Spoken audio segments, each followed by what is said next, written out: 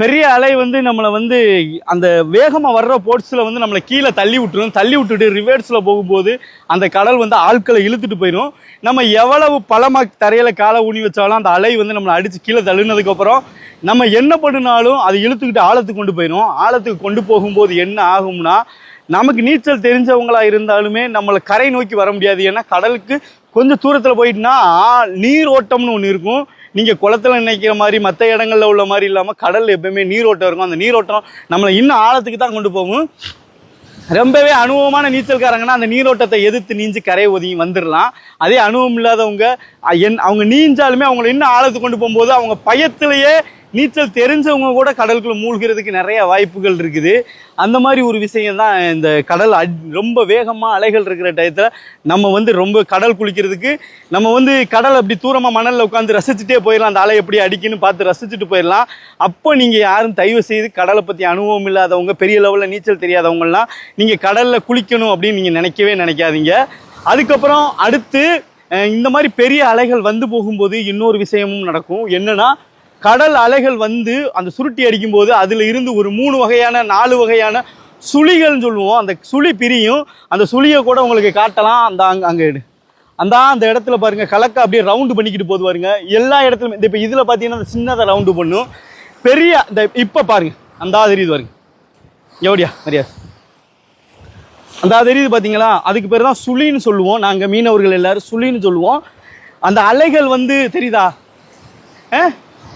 அந்த போகுது பாருங்க, அப்படியே அந்த சுழி போய்கிட்டே இருக்கும். அப்போ வந்து என்ன ஆகும்னா, எவ்வளோ பெரிய நீச்சல் தெரிஞ்ச ஆலயம்னு அந்த சுழி சுருட்டி இழுத்துக்கிட்டே போயிடும். இழுத்துக்கிட்டு போய் அந்த சுழி என்ன ஆகும்னா, இப்படி தரையை நோக்கி சுழிக்கும். அந்த தண்ணி அப்படி ஒரு மாதிரி சொல்லலும் போது என்ன ஆகும்னா, அதுக்குள்ளே மாற்றவங்கள நீருக்குள்ளே வச்சு அமுக்கும் போது ஆட்டோமேட்டிக்காவே வந்துக்கிட்டு அவங்க தண்ணிக்குள்ளே மூழ்கிடுவாங்க. இந்த தெரியுது பாருங்க, இந்த பெரிய பாருங்க சுழி.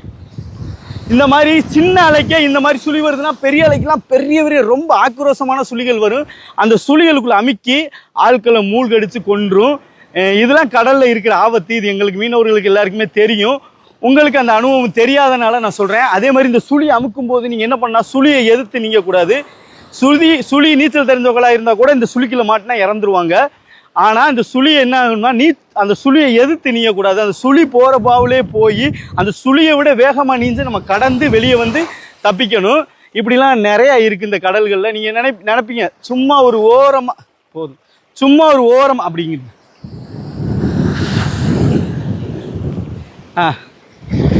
இப்படி இருந்தது.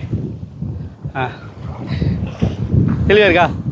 நீங்கள் நினைப்பீங்க சும்மா ஓரமாக இருந்து தானே நம்ம கடல் குளிக்கிறோம், இந்த அலை நம்மளை என்ன பண்ண போகுதுன்னு உங்களுடைய அந்த அலட்சியம் வந்து ஆபத்தாகவும் முடிஞ்சிடும். இதையெல்லாம் கவனிங்க, கொஞ்சம் கவனமாக குளிங்க.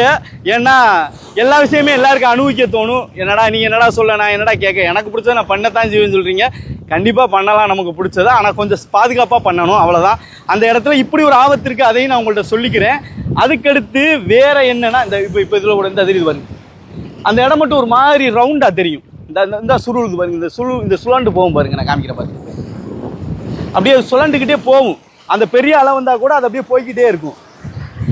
அந்த மாதிரி வந்துக்கிட்டு நிறைய போகுதுண்டா, ஒரு ஆள் சொல்லிட்டேன்னா அப்புறம் அதையே காமிச்சின்னா நம்ம பேசுகிற கேட்காது. அந்த மாதிரி ஒரு விஷயங்கள் இருக்குது. அதுக்கப்புறம் எப்பவுமே நீங்கள் வந்து அந்த காற்றை கணக்கு பண்ணிக்கிட்டு நம்ம கடல் குளிக்கிறது நல்லது. இப்போ காற்று வந்து கரை நோக்கி வர்ற காற்று இருக்கிற டைங்களில் வந்து அலைகள் வந்து ரொம்ப அதிகமாக பெருசாக வரும்.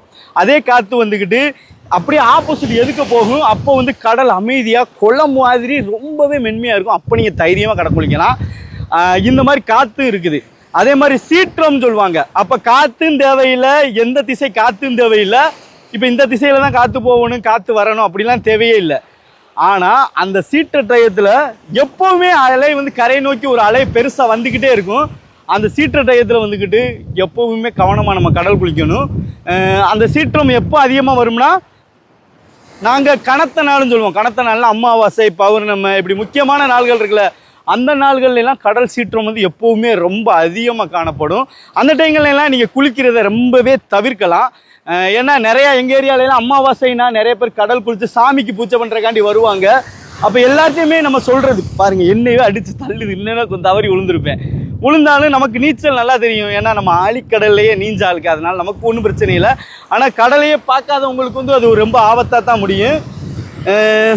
அதே மாதிரி இந்த மாதிரி அடிகடல்னு சொல்லுவாங்க, அது எல்லா இடத்துலையும் இருக்காது, ஒரு சில இடங்கள்ல தான் அந்த அடிகடல் இருக்கும்.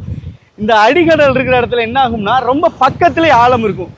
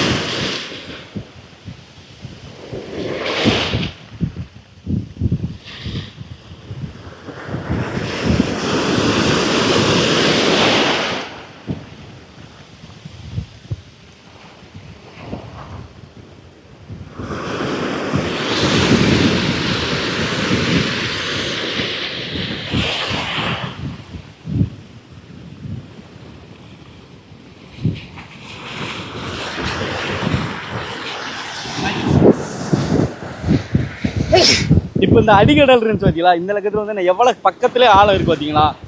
இந்த மாதிரி அடினா அலைகள் பெருசு பெருசாக அடிக்கிற இடத்துல வந்து ஆழம் ரொம்ப பக்கத்திலே இருக்கும். ஏன்னா இந்த அலை வந்து சுருட்டி எடுக்கும்போது அந்த லக்கத்தில் பெரிய பள்ளம் விழும், அந்த மண்ணையும் ரிட்டர்னில் எடுத்துகிட்டு போயிடும். அப்போ அதனால என்ன ஆகும்னா ரொம்ப பக்கத்திலேயே குழி இருக்கும். அந்த மாதிரி இந்த மாதிரி அடிக்கிற கடலில் நம்ம எப்போவுமே கவனமாக குளிக்கணும். அதே மாதிரி